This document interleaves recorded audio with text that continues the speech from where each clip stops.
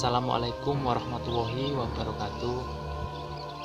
Ketemu lagi dengan saya di channel Sawah Deso. Di kesempatan kali ini saya akan berbagi cerita, berbagi pengalaman kepada kalian semua. Terutama waktu pengalaman mistis yang pernah saya alami. Dan saya ingin berbagi kepada kalian semua, semoga pengalaman ini bisa sedikit menghibur. Pengalaman ini saya alami waktu tahun 2018. Tahun 2018 akhir, kisaran bulan 11. Waktu itu saya dapat tugas sama teman-teman dari atasan, disuruh membantu pekerjaan di daerah Jombang. Perlu diingat ya, pekerjaan saya adalah perbaiki jalan raya. Waktu itu di daerah Jombang itu perlu banyak tenaga untuk memperbaiki jalannya, soalnya mau penutupan. Apa itu harus cepat diselesaikan supaya jalan cepat jadi dan cepat lancar itu, dan kejar target juga. Waktu itu teman-teman dari saya, yaitu rombongan dari saya itu ada kisaran 6 orang. Saya dari rumah waktu itu disuruh berangkat sama mandornya ya. Tapi berhubung mandornya ada keperluan nggak bisa ikut, jadi kita berenam itu berangkat tanpa atasan atau tanpa mandor. Jadi kita benar-benar berangkat, lokasinya tidak tahu di mana, dan supirnya juga gak pernah ke sana juga. Jadi kita dibiarkan mencari lokasinya sendiri hanya dengan berbekal nomor HP salah satu pegawai di sana. Jadi kalau ada kesasarnya atau apa, suruh aja telepon yang di sana. Jadi orang 6 itu dengan kendaraan satu mobil, ya bondo nekat lah istilahnya. Ya, intinya berani-beranian tanpa atasan yang tahu lokasinya. Singkat cerita, waktu itu kita berangkat jam 10 pagi. Ya, kisaran jam 10 itulah.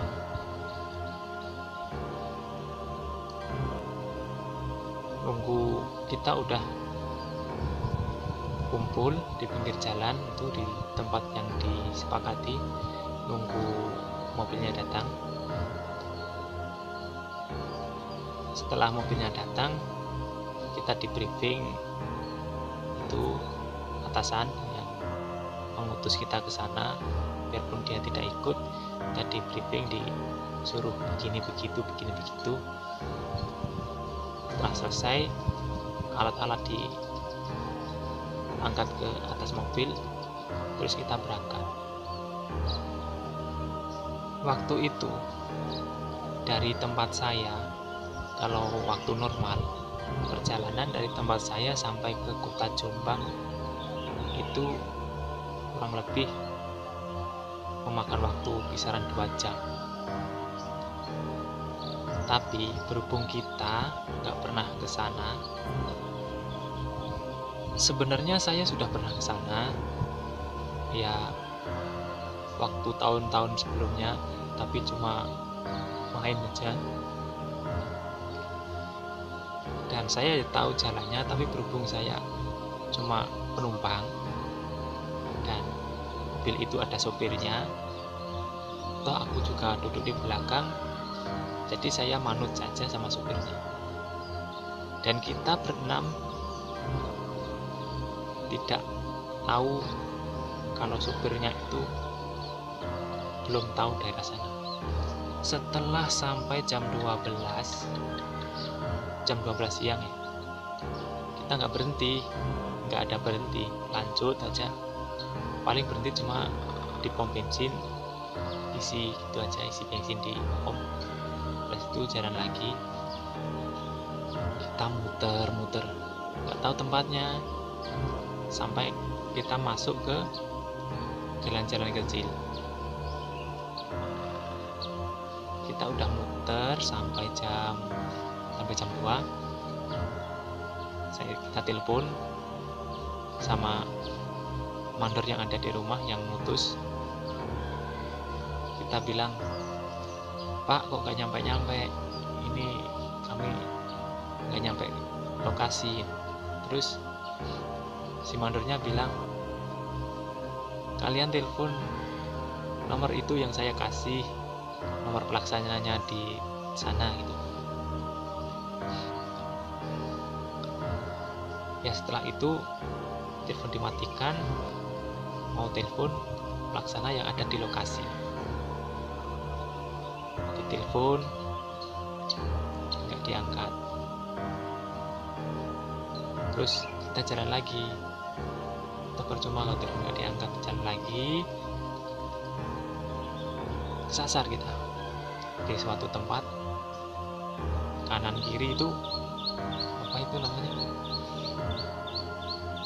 kebun tebu, tanaman tebu banyak itu kanan kiri. Udah jam 3 itu, dan apa itu, pulsanya yang dibuat telepon juga habis waktu itu. Ini gimana ini, kalau nanti sampai malam ini bisa parah. Kenapa? Soalnya lampu mobilnya juga bermasalah, cuma nyala sebelah, itu pun nyalanya nggak terang. Jadi ya tahulah mobil proyek, apa adanya itu yang dipakai itu, nggak pernah dikontrol, tinggal pakai gitu aja.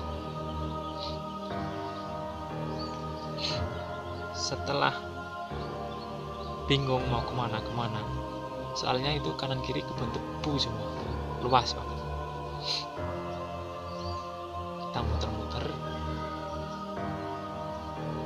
sampai jam 4 kita nemu desa, dan kita berhenti di sebuah konter HP buat isi pulsa. Setelah isi pulsa, kembali naik lagi jalan, kita ketemu pemakaman. Dan anehnya itu pemakaman di situ itu panjang banget, nggak habis-habis. Pemakaman itu tuh berderet-deret, itu pemakaman kurang lebih 500 meter mungkin. Itu pemakaman semua, nggak tahu itu pemakaman berapa desa, nggak tahu. Pokoknya itu ya panjang gitu, dan suasananya itu serem banget. Setelah keluar dari pemakaman itu jam 5 sore, kita jalan terus. Kali ini kita inisiatif pakai GPS. Kita telepon apa itu, pelaksana yang di lokasi, kita minta share lognya dikirim, terus kita aktifkan GPS.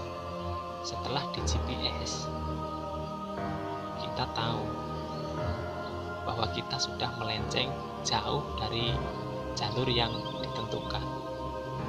Toh kita sudah melebihi waktu perjalanan yang sebenarnya 2 jam nyampe, itu sudah berjam-jam.